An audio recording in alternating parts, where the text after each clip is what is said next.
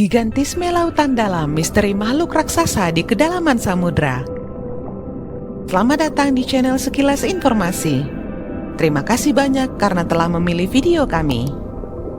Salah satu fenomena yang paling menarik adalah gigantisme lautan dalam, di mana makhluk-makhluk laut dalam berkembang menjadi ukuran yang jauh lebih besar daripada kerabat mereka di perairan dangkal. Mengapa dan bagaimana hal ini terjadi masih menjadi misteri yang menarik bagi para peneliti. Dalam video kali ini kita akan menjelajahi beberapa teori yang mencoba menjelaskan gigantisme lautan dalam. Namun sebelum melanjutkan ulasannya, sekedar mengingatkan kamu boleh tekan subscribe dan tanda lonceng untuk mendukung kami. Gigantisme adalah kondisi di mana organisme tumbuh menjadi ukuran yang jauh lebih besar daripada ukuran biasa spesies tersebut. Fenomena ini terjadi pada berbagai kelompok organisme termasuk hewan, tumbuhan, dan mikroorganisme. Pandangan kita tentang kehidupan di lautan dalam seringkali dibatasi oleh apa yang kita lihat di permukaan. Namun di kedalaman samudra yang gelap dan bertekanan tinggi ada dunia yang benar-benar berbeda.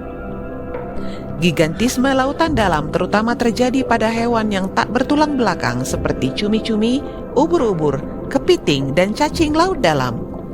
Contoh terkenal adalah cumi-cumi kolosal yang dapat mencapai ukuran tubuh yang luar biasa besar. Makhluk-makhluk ini menggoda imajinasi kita dan memicu pertanyaan tentang apa yang mendorong mereka untuk tumbuh sedemikian rupa di kedalaman samudra yang sulit ini. Ada beberapa faktor yang mungkin berperan dalam gigantisme lautan dalam. Salah satunya adalah tekanan lingkungan. Di kedalaman samudra, tekanan air sangat tinggi, mencapai ribuan kali lebih besar daripada tekanan atmosfer di permukaan. Namun, ini sebenarnya tidak mempengaruhi makhluk laut dalam secara signifikan karena tubuh mereka sebagian besar terdiri dari air yang tidak mudah terkompresi. Dalam hal ini, daya apung organisme tersebut sebenarnya memungkinkan mereka untuk tumbuh lebih besar dengan lebih efisien karena mereka tidak perlu melawan gaya gravitasi yang signifikan di lingkungan yang kekurangan cahaya ini. Selain itu, faktor lain yang berkontribusi pada gigantisme lautan dalam adalah ketersediaan sumber daya makanan yang terbatas di kedalaman samudra. Makhluk-makhluk ini bergantung pada sisa-sisa organik yang jatuh dari permukaan laut, yang seringkali langka. Dalam upaya untuk bertahan hidup, mereka berkembang menjadi ukuran yang lebih besar untuk dapat menangkap dan memakan mangsa yang lebih besar dengan efisien. Karena sumber daya makanan seringkali terbatas, memiliki ukuran tubuh yang besar memberikan keuntungan kompetitif dalam persaingan untuk mendapatkan makanan. Dua teori yang terkait erat dengan gigantisme lautan adalah aturan Kleiber dan aturan Bregman. Aturan Kleiber menyatakan bahwa hewan yang lebih besar umumnya lebih efisien secara metabolik. Ini berarti bahwa hewan dengan ukuran yang lebih besar memiliki metabolisme yang lebih tinggi secara proporsional dibandingkan dengan hewan dengan ukuran yang lebih kecil. Hal ini dapat dilihat dalam perbandingan antara massa tubuh kucing dan tikus. Seekor kucing yang memiliki massa 100 kali lebih besar daripada tikus memiliki metabolisme sekitar 32 kali lebih besar. Aturan ini terkait dengan fisika dan geometri sistem peredaran darah hewan, serta luas permukaan dan volume tubuh, serta sifat fraktal pembuluh darah. Di lautan dalam, hewan-hewan raksasa mengandalkan makanan yang jatuh dari atas, yang seringkali langka.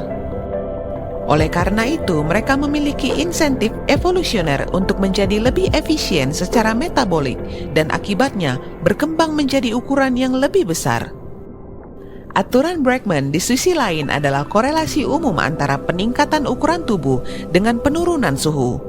Ini berarti bahwa populasi dan spesies dengan ukuran yang lebih besar cenderung ditemukan di lingkungan yang lebih dingin, sementara populasi dengan spesies yang ukuran yang lebih kecil cenderung ditemukan di daerah yang lebih hangat.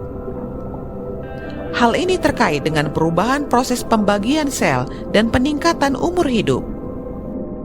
Meskipun aturan Bregman berlaku untuk hewan berdarah panas seperti mamalia, beberapa penelitian juga telah menemukan korelasi yang serupa dengan hewan laut dalam.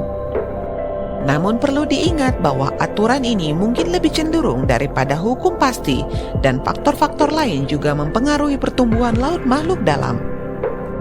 Namun, penting untuk dicatat bahwa gigantisme lautan dalam masih menjadi area penelitian hingga saat ini dan banyak pertanyaan yang belum terjawab. Meskipun teori-teori yang disebutkan di atas memberikan kerangka pemahaman, masih ada banyak aspek yang perlu dijelaskan lebih lanjut dan diteliti oleh para ilmuwan.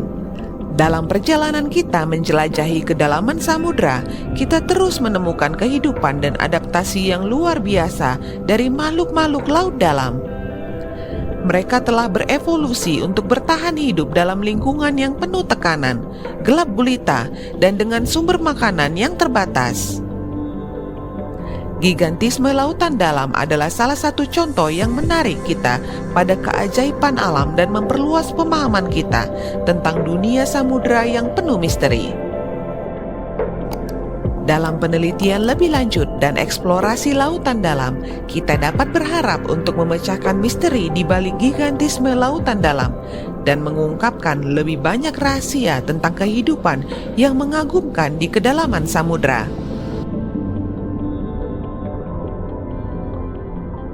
Demikianlah ulasan kami tentang gigantisme makhluk yang hidup jauh di kedalaman laut.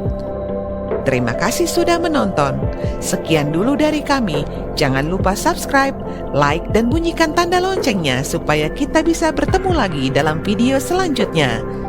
Sampai jumpa lagi.